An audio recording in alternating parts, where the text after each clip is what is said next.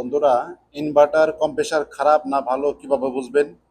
Inverter compressor ভালো মন্দ বোঝার জন্য প্রথমে আপনাকে ক্লাইমিটারে বাজার মোড দিতে হবে। এই দেখতে পাচ্ছেন আমি বাজার মোড দিছি।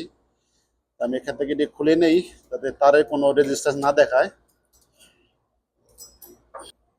তো বন্ধুরা, ইনভার্টার কম্প্রেসারের যে তিনটা টার্মিনাল আছে, আমরা জানি ইনভার্টার কম্প্রেসার থ্রি ফেজের মতন এবং থ্রি ফেজের ওয়ার্নিং এর মতন তিন ওয়ার্নিং সেম ভ্যালু আসতে হবে। তো চলুন আমরা চেক করে দেখি। তো বন্ধুরা, দেখতে পাচ্ছেন আমি একটা প্রুফ লাগাই দিছি অলরেডি। এখন আমরা দেখবো যে ভ্যালু কত দেখায়। প্রথম যেটা দেখি 1.4, পরেরটা 1.4। তো বন্ধুরা দেখতে পাচ্ছেন যে তিন ওটার ভ্যালু সেম একই দেখায়, কারণ এটা থ্রি ফেজের ওয়ার্নিং এর সেম থ্রি ফেজের ওয়ার্নিং। আমরা জানি যে এটা থ্রি পর্যন্ত কাজ করে ইনভার্টার কম্প্রেসর।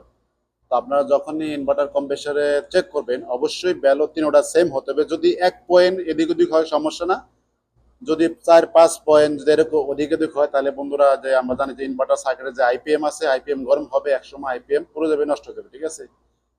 তো আশা করি বন্ধুরা আপনারা বুঝতে পারলেন যে কিভাবে ইনভার্টার কম্প্রেসর চেক করে।